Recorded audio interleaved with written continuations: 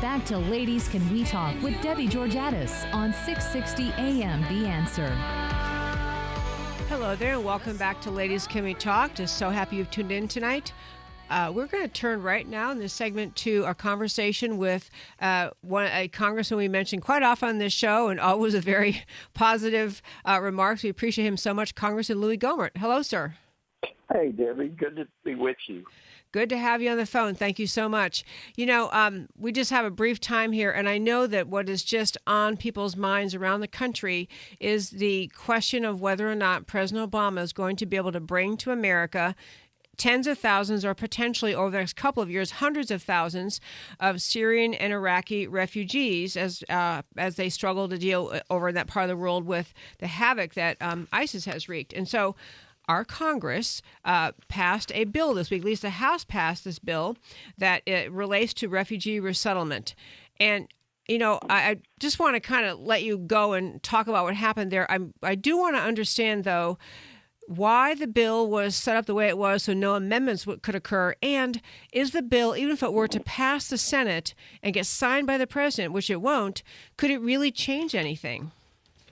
Well, it could, but one of the big things about the bill was that it was in part a test. It was a bill that people could agree on, but in part what Kevin McCarthy had told me was, if we can do this and especially have a veto-proof majority, then that gives us the impetus to get this in the omnibus or the continuing resolution, and that's the bill that the president will have to sign. So this is an important bill. As I understand it, it's the first bill we've ever passed that had a veto-proof majority after the president threatened to veto it. And, 47 Democrats voted with us. And if it became the law, yeah, it would slow things down some.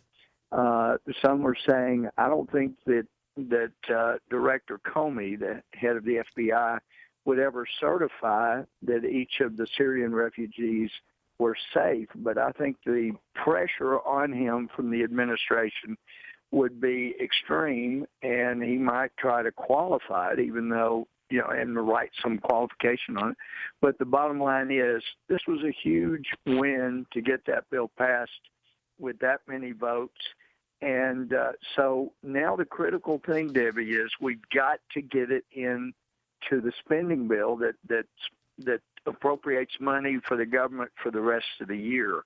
And since we know now that this is a huge deal for 2/3 or more of the House of Representatives, then regardless of what the Senate does on this bill, we've got a great shot of getting it into the omnibus or the CR. And Paul Ryan promised me if we pass this thing with these kind of numbers, then he would do everything he could to get that in the spending bill.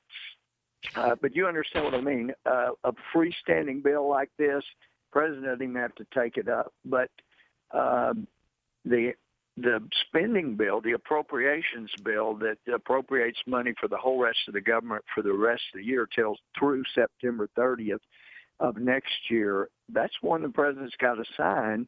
And if we pass that and have this kind of a measure in there that prevents the Syrians from coming in unless we approve or giving us control over approval of who's coming in, some kind of measure that will restrain the president from just rolling folks in that aren't properly vetted, then the president has a huge decision to make, because he's already seen, even after he threw the most persuasive people he could at the House Democrats, he still lost enough Democrats that just didn't believe him and knew their constituents wanted them to vote for this Syrian bill to slow down the refugees. That's a big deal.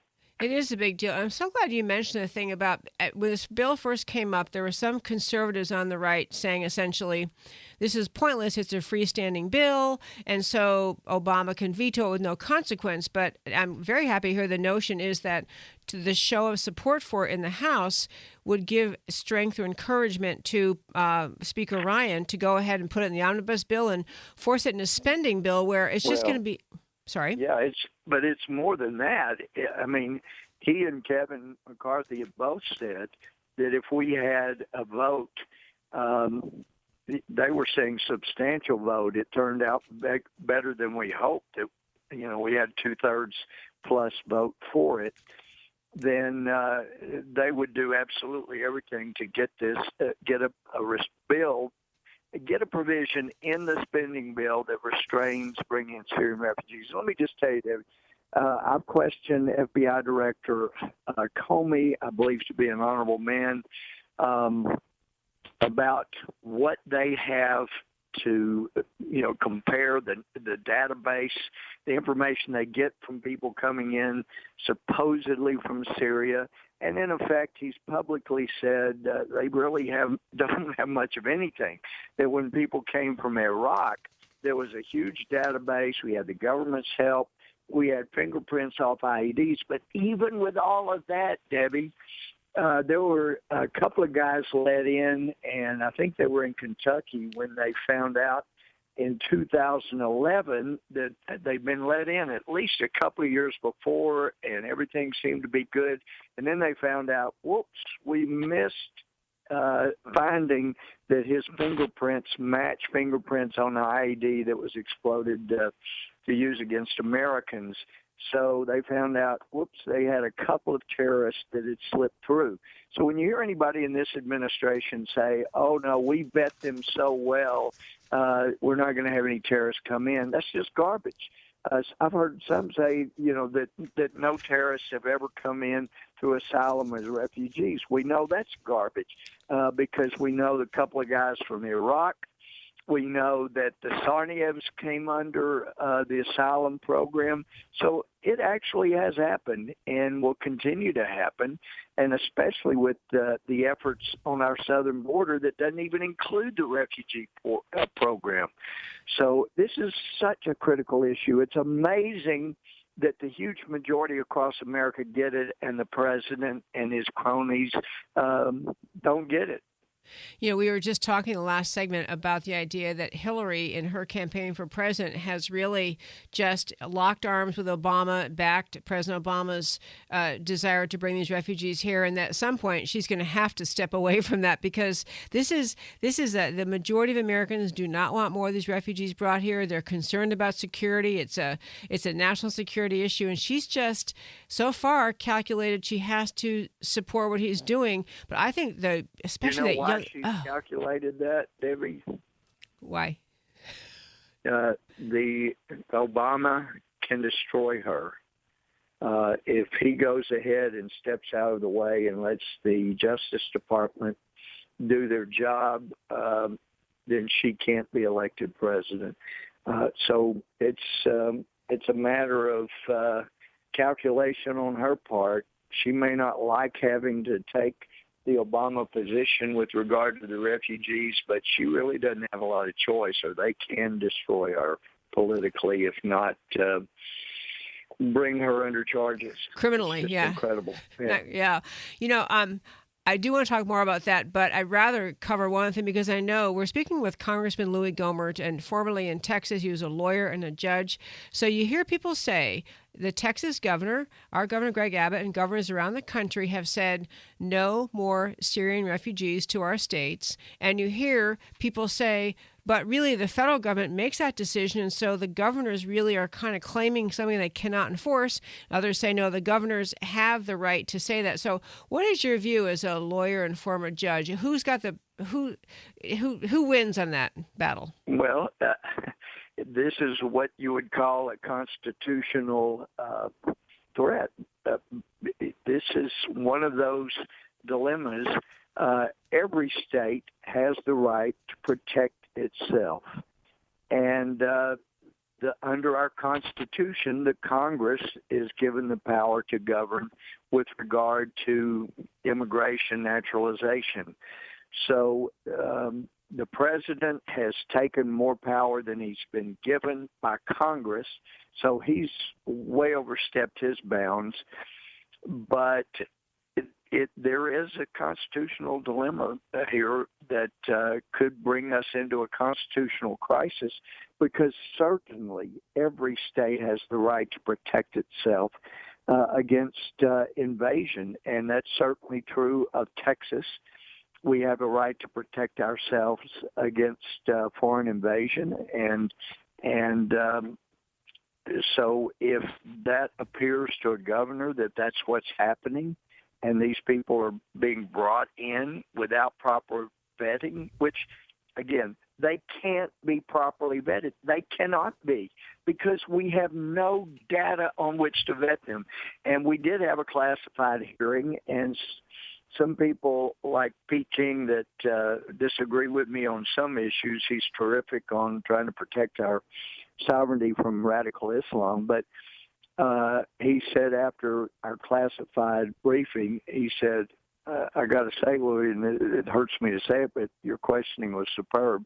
And I can tell you, Debbie, after my questioning, there was no doubt by the people in the classified hearing that the things we've heard publicly had been reinforced, and the things we've heard publicly are made clear that they have nothing on which to compare fingerprints, their names, their addresses, what they did, what religion they were, none of those.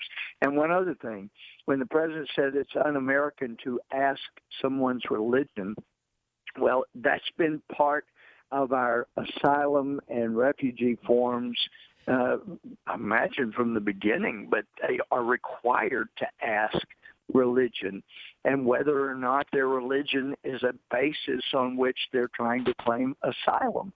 And unfortunately, there are international Christian groups here who have asked my help before, where especially someone who's Muslim, they convert to Christianity, they're in basically a majority Muslim country, and they go to our embassy and they have to talk to an American employed Muslim. And I've heard this numerous times, that the individual applying would say, when they ask what religion and I say Christian, then they make it very clear I have no chance of getting a visa.